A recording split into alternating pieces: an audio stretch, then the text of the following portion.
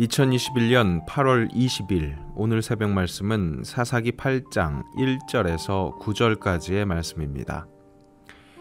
에브라임 사람들이 기드온에게 이르되 내가 미디안과 싸우러 갈 때에 우리를 부르지 아니하였으니 우리를 이같이 대접함은 어찌 됨이냐 하고 그와 크게 다투는지라. 기드온이 그들에게 이르되 내가 이제 행한 일이 너희가 한 것에 비교되겠느냐. 에브라임의 끝물 포도가 아비에셀의 만물 포도보다 낫지 아니하냐. 하나님이 미디안의 방백 오렙과 스앱을 너희 손에 넘겨주셨으니 내가 한 일이 어찌 능히 너희가 한 것에 비교되겠느냐 하니라. 기드온이 이 말을 하매 그때에 그들의 노여움이 풀리니라. 기드온과 그와 함께한 자 300명이 요단강에 이르러 건너고 비록 피곤하나 추격하며 그가 숫곳 사람들에게 이르되 나를 따르는 백성이 피곤하니 청하건대 그들에게 떡덩이를 주라.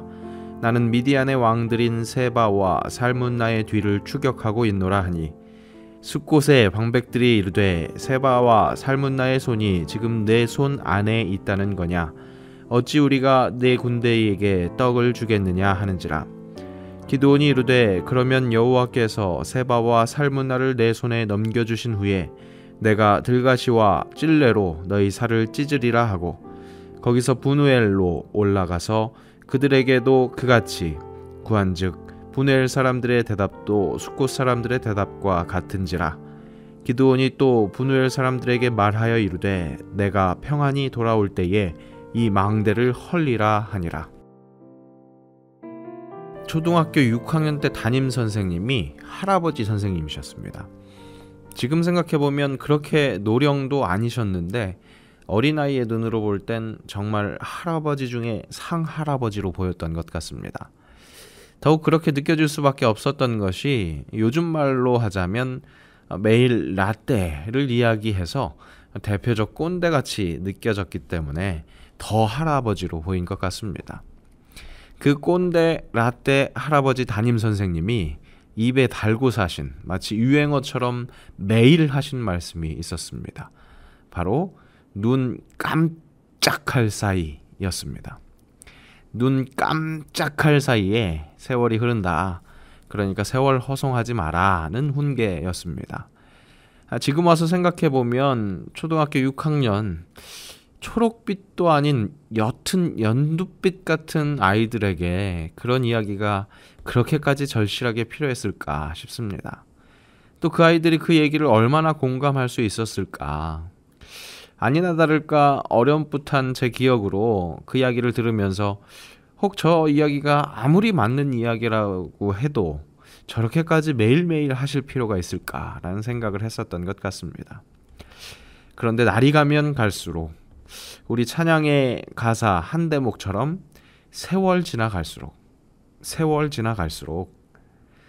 찬양 다음 가사는 의지할 것뿐일세 무슨 일을 당해도 예수 의지합니다 인데 세월 지나갈수록 그때 그 할아버지 선생님의 말씀이 무슨 말씀이고 그 꼰대 할아버지의 마음이 어떤 마음이었는지 조금씩 이해가 됩니다.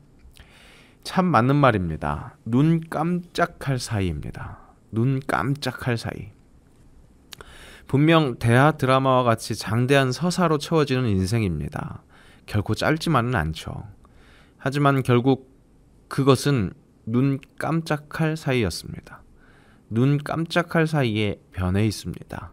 우리의 환경도, 내 생김새도, 내 생각도, 내 의식도. 하지만 또 실은 그렇게 느껴질 뿐이지 그 모든 변화에는 과정이 분명히 있었습니다. 점차적인 변화였던 겁니다. 장대한 세월 속에서 조금씩 진화가 있었다는 것이죠. 그 안에서 우리가 그 변화를 좀 더 예민하게 느끼지 못하고 시간을 보내고 있었기 때문에 눈 깜짝할 사이라고 느끼는 것일 뿐입니다. 이런 눈 깜짝할 사이 현상은 시간의 변화에만 한정되지 않습니다. 사람의 됨됨이 변화에도 눈 깜짝할 사이 현상이 나타납니다. 사람에게는 양면성이 있어서 그런 걸까요? 어느 순간 도대체 이게 같은 사람인가? 라는 생각이 들 정도로 영 맥락이 읽히지 않는 반전 같은 행동을 하곤 합니다. 굉장히 진중한 사람인 줄 알았는데 어떤 순간에는 굉장히 급진적입니다. 굉장히 이성적인 사람인 줄 알았는데 웬걸 한없이 감정적인 모습을 보이기도 합니다. 눈 깜짝할 사이에 변하는 겁니다. 부정적이라고 느꼈던 성향이 갑자기 긍정적인 변화의 모습으로 그렇게 간다면 얼마나 좋겠습니까? 그런데 이런 인성 변화의 대부분은 꼭 안 좋은 쪽으로 흘러갑니다. 초심을 잃었다라는 말이 이런 현상을 잘 설명하는 말이라고 할 수 있을 겁니다. 오늘 본문에서 기드온은 두 가지 사건에서 서로 다른 대조되는 인성을 보여줍니다. 그리고 그 양면성이 드러나는 것은 그야말로 극적으로 동전이 순간 뒤집히듯이 순간 눈 깜짝할 사이에 나타납니다. 하지만 실은 우리가 세월 지나가는 것이 결코 눈 깜짝 사이가 아니었다는 것을 알듯이 이 기드온의 또 다른 모습 또한 결코 순간적으로 갑자기 나타난 것이 아니라는 것을 알아야 합니다. 갑자기 부정적인 모습을 드러낼 수 있는 싹이 기드온 내면에서는 진즉에 자리 잡았고 그 싹이 계속해서 커가고 있었던 겁니다. 오늘 사는 나의 겉모습이 건강할 수 있습니다. 그렇게 보일 수 있습니다. 괜찮을 수 있습니다. 하지만 안을 민감하게 돌아봐야 합니다. 오늘 말씀을 통해서 내 안에 죄성이 있다는 것, 그렇게 눈 깜짝할 사이에 그 죄성이 밖으로도 표출될 수 있다는 것, 그것을 다시 한번 명심하면 좋겠습니다. 싹이 트고 자꾸 크려고 하는 교만을 주시해야 할 것입니다. 발견되는 대로 바로바로 과감하게 절단내야 할 것입니다. 오늘 본문에서 나타나는 기드온의 첫 번째 인성은 긍정적인 모습, 괜찮은 모습입니다. 사사 기드온에게 딴지를 걸어오는 에브라임 사람들이 있었습니다. 에브라임 사람들의 자의식은 좀 특별했습니다. 정복기 지도자 여호수아 배출 지파였습니다. 그래서 그랬는지 이들에게는 항상 이스라엘의 중심이라는 자의식이 있었습니다.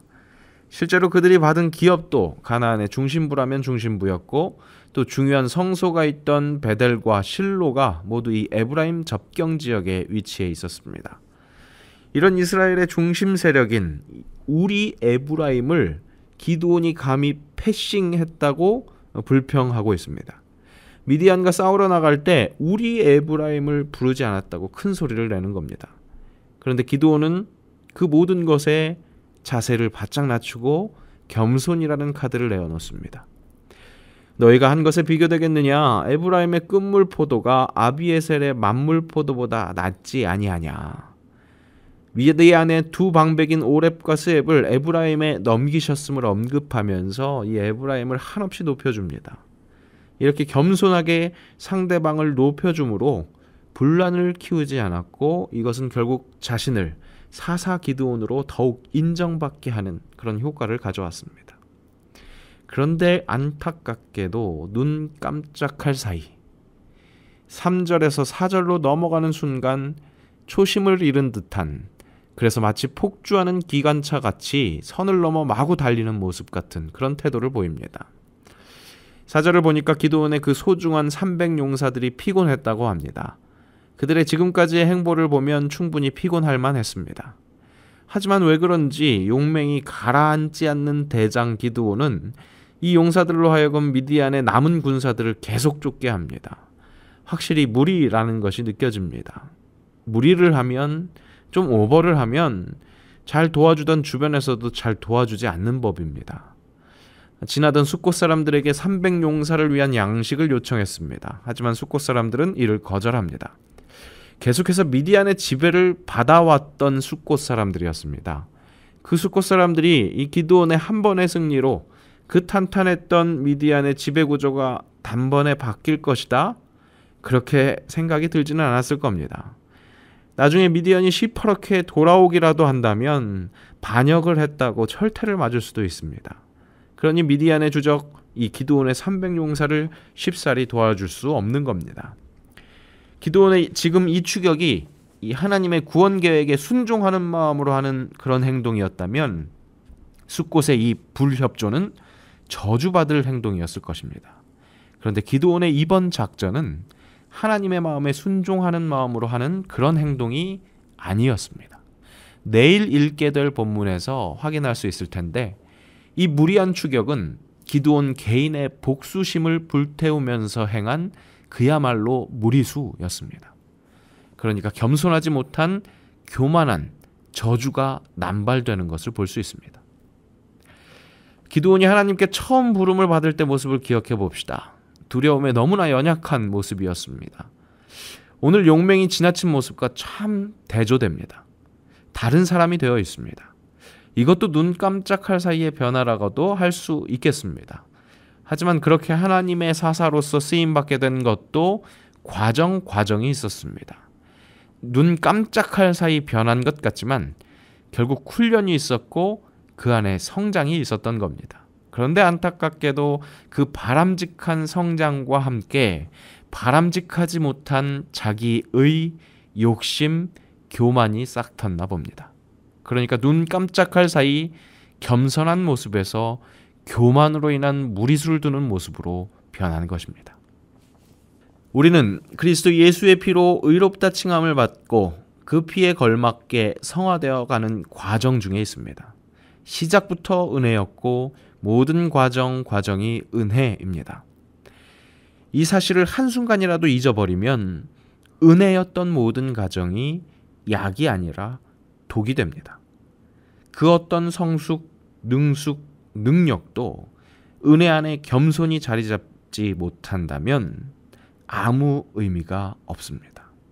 성화될 수 없습니다.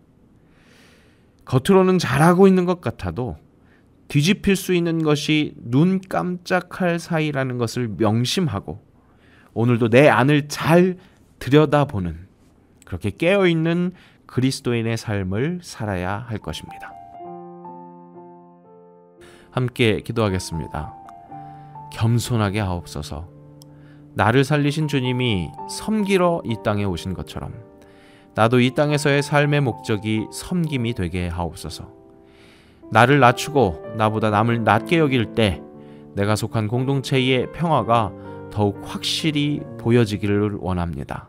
그래서 더욱더 낮아지고 섬기는 자 되게 하옵소서.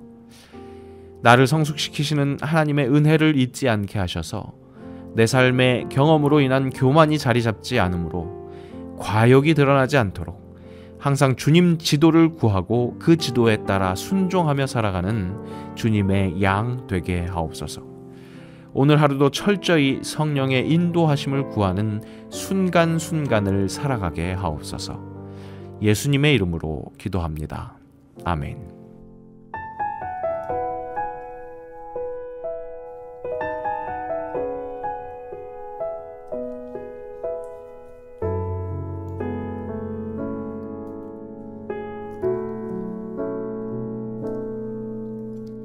이 세상을 살아가는 동안에